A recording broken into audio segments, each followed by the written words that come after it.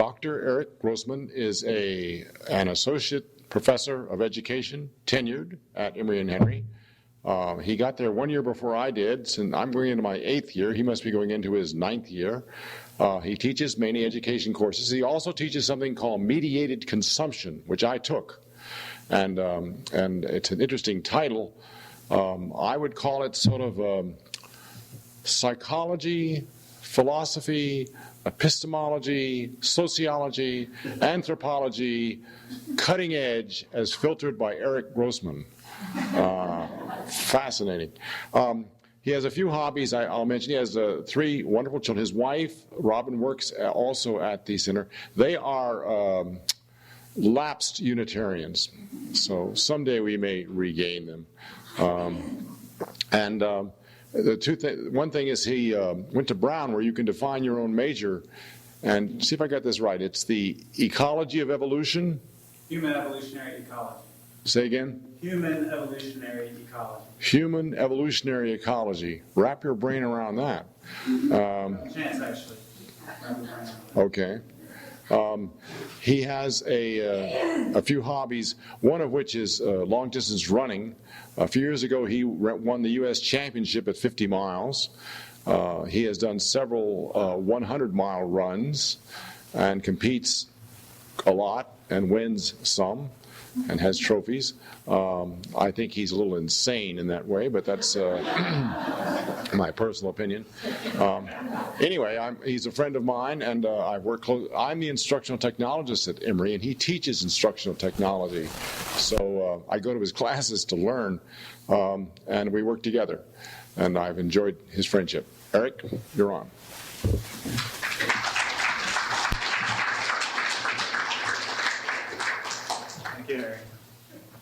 Good morning, everybody. Good morning. Can I get a show of hands? Who was here 1 year ago on Mother's Day and heard me speak? Nice. So where was I then? Oh yeah, Harry invited me hoping I would speak about memes, and I got sidetracked by a recent storm, the tornado in Glade, so I ended up speaking about that a little more. So let's pick up from there. Harry invites me to talk about memes, and I get distracted again, although I will get to it, I promise, Harry, by a recent storm. This one more socio-political, less meteorological. Last week, and I'm not talking about Tuesday, actually, I'm talking about Wednesday. Because if you were following the news, then on Wednesday, you know that President Obama came out in support of gay marriage. And if you listen carefully, as I did, he said he's gone through an evolution on this. Now, I mean, of course, somebody's saying evolution just sparks my interest right away. And even though he misused the word in terms of, its biological meaning, it still provoked my interest. And I think he was subtly using a misconception we all have about evolution that I do want to talk about. It's a fairly deep misconception, and I think even biologists have a hard time shaking it. And it's something like this. Evolution means progress towards something sort of higher and more preferable and more complex. And that I'm going to try to disabuse you of here in a little bit, that evolution is not synonymous with progress. But what he was doing, in an honorable way, I think, was just saying, gay rights is something that we're on a path toward. It's a higher and more preferable state of things. So that part I'm okay with. And I imagine you guys are too. We're sort of we claim open-mindedness and liberal, beliefs. So I'm sure that's a very resonant idea that the president used. One more reason I'm interested that he used the term evolution to describe what he was thinking about is because normally, I think of evolution in terms of change over time in a biological sense, and he was using it to describe, like I said, a social or cultural movement. And so I want to think about that more deeply and talk to you about that this morning. on the deepest level, I just want to challenge your thinking. So I have that goal to sort of shake things up in your mind a little bit. And that's kind of the point of my class, mediated consumption, as well, that I don't get to teach anymore, but I teach it in another guise now with the Becoming Modern class. Let me first spend a second on the whole idea that progress and evolution are the same thing. Let me ask, is anybody familiar with the blind cavefish? It's a small tetra-type fish. This is a fish that doesn't see, which is not that surprising since it lives in a cave where there is no light. I think the more surprising thing is that it has vestigial eyes that just don't work. It have sort of shrunk and gotten set behind some skin that you can still see through because their skin is translucent. So you sort of get a sense that there was an eye there because its ancestors had eyes, right, and could see perfectly well. And this fish, its descendant, doesn't see. It is thus more simple, more primitive, and yet also more evolved, showing that evolution is really non-directional, doesn't necessarily head toward something more complex.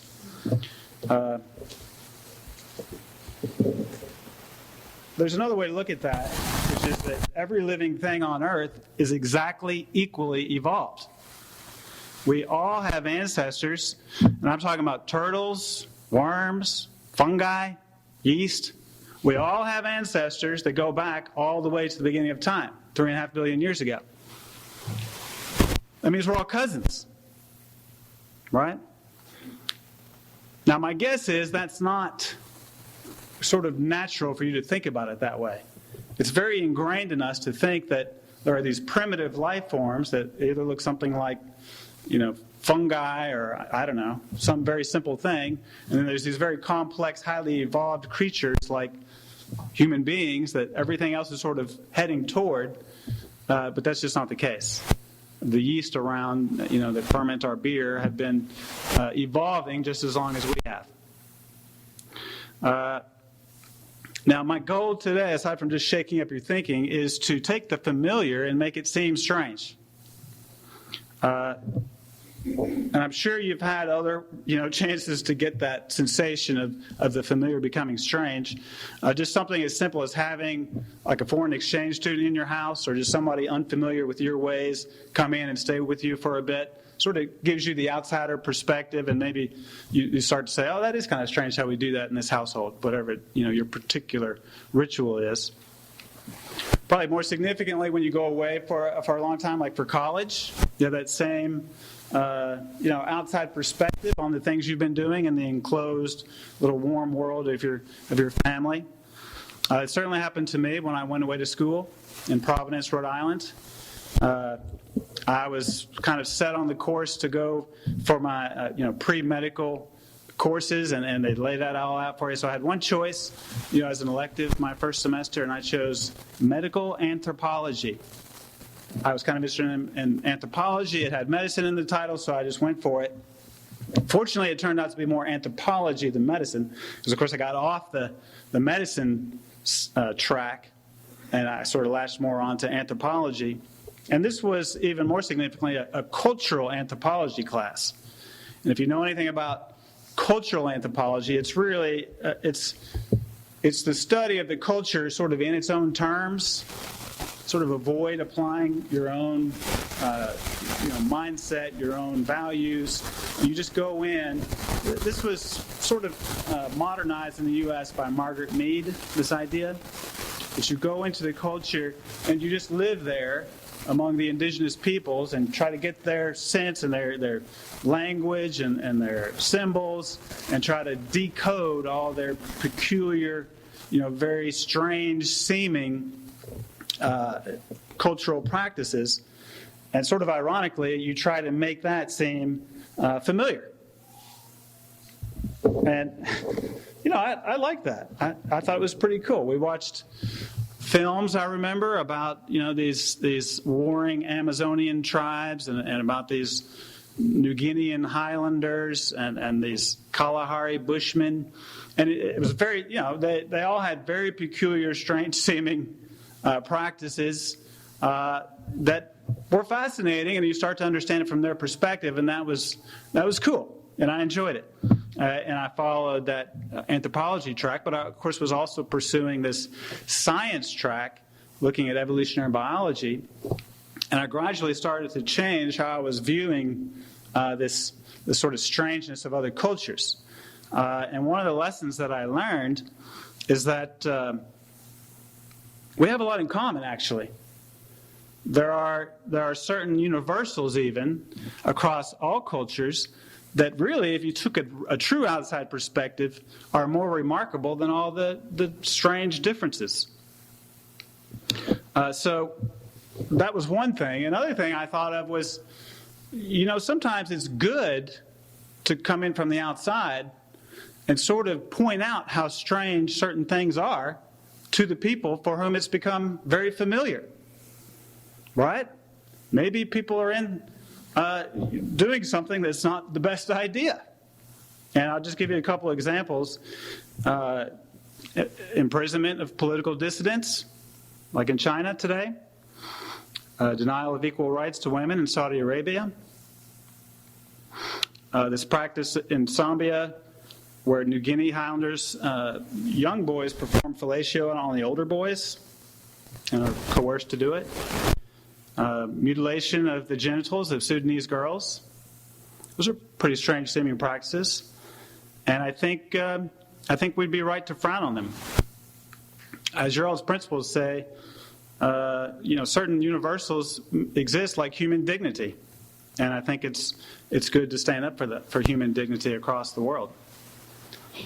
Of course, it's easy for me in the United States to look over and say, "Oh, that's really bizarre what they do in China, and they should get over that." But what about the United States? About North Carolina?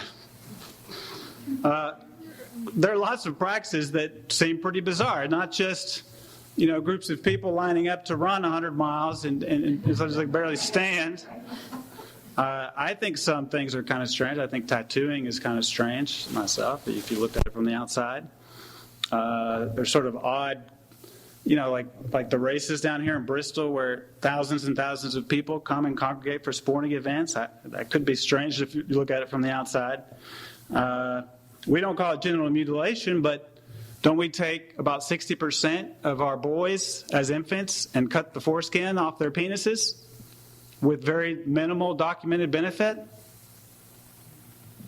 So there are things that we could look at in our own culture, I think. What about addiction? People consume toxic and mind-altering substances and sometimes completely debilitate themselves. That would be worth looking at. We leave our homes for the majority of the day and sit behind a lighted screen, a lot of us. Just peck on a keyboard all day. That's a little strange.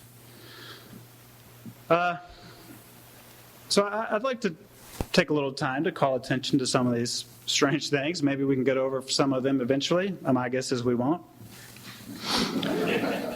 I will go ahead and drop the bombshell if I haven't shaken you up enough already.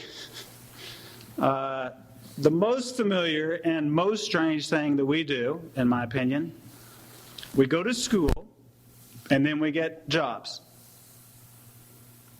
And that whole time we take steps to avoid making babies.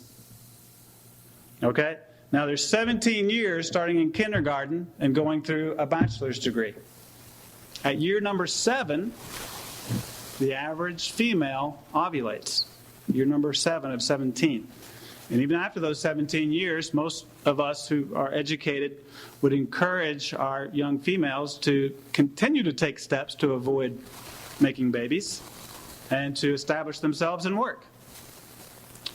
Now, from our perspective, that doesn't seem that strange. I mean, that's the way we think. But imagine some outside, alien anthropologist sent to study the Earth, and maybe even taking an evolutionary perspective. Maybe that's the principle they use to apply, some kind of reasoning to what these human beings are doing. And here's a biological creature taking steps to avoid reproducing, sort of the evolutionary purpose, so to speak, of a biological being. Seems like it could be considered a little odd. One of the great influences on my thinking is the philosopher Dan Dennett. And one of my favorite sayings of his is, Everything in the biosphere is up for revision, renewal, or cancellation all the time. Okay? What's that mean? If something is not working, it will quickly eradicate itself. Right? It will disappear. So everything, conversely, that is existing today has done exactly what it took to make it to this current moment. Even the most bizarre things around have done exactly what it takes. Now, there's a difference between doing what it takes, and our judgment that things ought to exist, right? Being favored by evolution or selected by evolution or natural or whatever is not the same thing as something that ought to exist according to our values. Right? A flesh-eating bacteria could well be favored by evolution, had done exactly what it took to survive, but I think we'd feel well within our rights to fight flesh-eating bacteria. I know I would. Let's eradicate flesh-eating bacteria. And there are things like this chosen by evolution that we might choose otherwise, and we do get to choose some things, right? Humans are selective agents. We can decide on the sort of evolutionary fate of some of the things that have done what it takes to survive. And we would do this in our own interest, right? Well, unless we don't. Here's a headline I read recently. Chinese boy sells kidney for iPad. Did you read this one? Beijing. A teenage high school student in China sold his kidney for an illicit transplant operation and used the proceeds to buy an Apple iPhone and iPad. The 17-year-old boy was paid $3,500 and is now suffering from kidney failure and in deteriorating health. Now, I take for granted that a biological being at least looks out for its own health. Okay, and here's a boy, and he represents to one extent or another all of us, right, who get sucked into our technology. In trading, he traded an organ responsible for filtering out contaminants from his body for this device that you might call another organ of the human body that lets us, get stuff and pass stuff along. So that's what I want to talk about for a little bit. We would hope, you would think if you spend a lot of money on an iPad that it's doing something of interest to you, right? Somehow making your life better or more convenient or whatever. But I think it's stranger than that. That's what I want to point out. Now, obviously, an iPad is a powerful thing. iPhones are fantastic. They connect you to the rest of the world. What that means, though, is you get stuff and you send along copies of that same stuff. Okay? Now, that's not a new idea. Paper and pencil does the same thing. Right? You get something, you write it down, some idea that you heard, and then you could publish it or show somebody or whatever, and you pass that along. Telegraphs, telephones, same idea. Technology, making things more convenient. But my question is, for whom? For whom does the technology make getting and sending information more convenient? Whose interest is being served? Richard Dawkins was another big influence on me in college. He published a very famous book, to biologists at least, called The Selfish Gene, published that in 1976. The main point of that was to make the familiar seem strange. He was trying to explain things like altruism of family members. For example, donating a kidney to a family member. Why would we do that? To a biologist, even that seems a little strange. And the idea of the selfish gene was that you need to understand that by how that causes specific genes to be passed on rather than what would serve the interest of the individual. So the genes that cause organisms to help family members are more likely to be passed on because those same genes also reside in those family members, right? You're related to your brother, so the same genes in you, well, half of them are in him too. So really you're acting in the interest of the genes in that case. Now in that same book, he also coined the term memes. So I told you I would talk about memes. And he said this is the analogous unit. It's similar to a gene, except that it's a unit of culture instead of a unit of biology. And he just treated the idea very briefly. He said some behaviors, take singing a tune for example, need to be understood by what causes the memes to be passed on rather than what would serve the interest of the individual. So he defined the meme as the unit of culture. So besides tunes, he also gave examples like recipes, sayings, ideas. And like I say, that was in 1976. That was before all this technological revolution. So he kind of said it offhandedly, like, this could be an interesting way to look at culture, just to think about it from the meme's point of view. Now we can't avoid the idea of memes. I mean, we may not call them memes, but, spam emails, okay? Foreign Nigerians who want you to move their millions, so that it'll be safe and you can have 40% or something like that. Viral YouTube videos. It's just common everyday speech now. We talk about what's gone viral on YouTube, or at least the young people do. You all know what I mean. Charlie bit my finger again. Who knows that? See, yeah, some people. Okay, see? So these things multiply around us now instantaneously, so we just can't avoid thinking about them. Like I say, you may not call them memes, but we're concerned now about this proliferation of things, and I think it's worth some effort to think about the implications of this. A lot of us have kids, I noticed, so if you haven't already, you will be fighting the battle of, screen time, we call it in our house. How much screen time you get, bedtime versus screen time. That stuff can keep you awake. Kids use it to keep themselves awake. Or does it use your kids to further its interest? That's what I'm getting to here. But I would go out on a limb and hypothesize, this is complete conjecture on my part, but the obesity epidemic, I think, can be traced back to screen time. Because one of the biggest correlations with weight gain is low sleep. Well, why are we getting less sleep now than we used to? Screen time, the demands of the screen. What better to keep you awake than, flashing lights and interesting stories and things your friends say and Twitter around or whatever,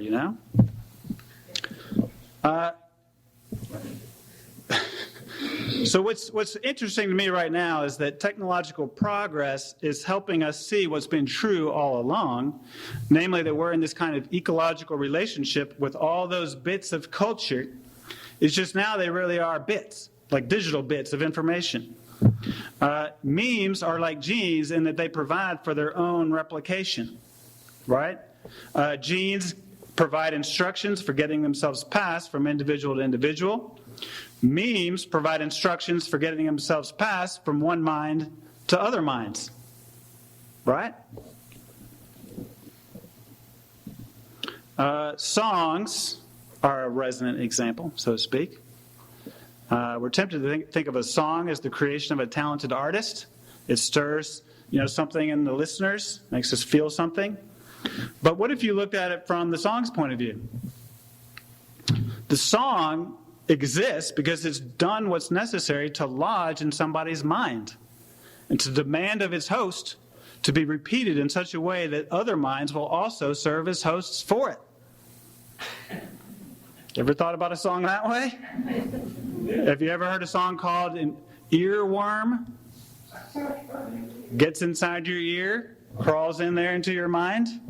Now, I'm sure you've had a song stuck in your head that you didn't even like. All right?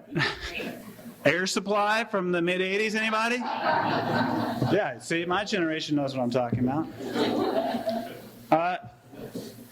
Now, aside from the gene meme sort of analogy, I think there's another one that might be even more useful. And that's with the human microbiome. This is something kind of recent, and I hope not to provoke you even further, but it probably will if you don't already know about it. We all are, of course, constituted of our human cells that descended from the genes that we inherited from our parents. But do you know that those cells are outnumbered 10 to 1 in your body? The cells that have the genes that you inherited from your parents are 1 in 10 of the cells in your body right now. That's pretty... That makes something familiar seems pretty strange, doesn't it? If you haven't already thought about that. Now, those other cells are bacteria and yeast and other, little critters like that. Mostly in your gut. And they are a lot smaller, these cells, than your cells. So if you gathered them all up together, they'd probably weigh a couple pounds, 2, 3, 4 pounds, I don't know, something like that. About like an organ. Okay? And in fact, now the in vogue way, at least among biologists, to think about all these critters is that they are a microbiome of your body that serves sometimes its own interest, but a lot of times your interest. Like the little bacteria in your gut that help you digest food, right? And even on your skin, which a lot of them are on your skin and on your scalp and all that, they serve to displace invasive organisms, like flesh-eating bacteria. Remember how I don't like those? Well, good bacteria live on your, obviously, bunches of them, live all around your skin, and they help to outcompete the bad bacteria that would just as soon eat your flesh. So, this is a relationship that we have with the microbiota among us. It's not just us versus them. And that's the way I want you to think about memes as well. My students start thinking about memes, and it sort of becomes the memes are little critters, little alien critters, and you have to be careful not to let the little critters multiply, in your mind. But it's not that simple, because these little critters are what we live with, like we live with, the bacteria in our intestines.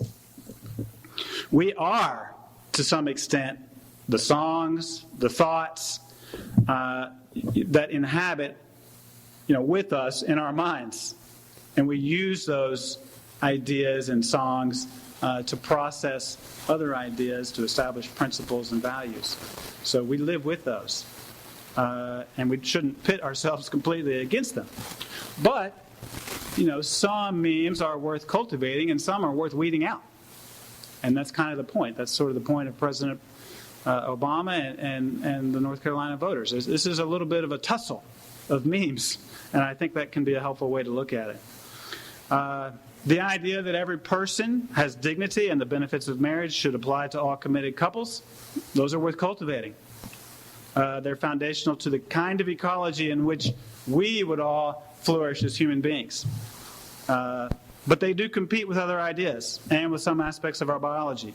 And we should be careful and not presume that we're on an inevitable march of progress toward those things.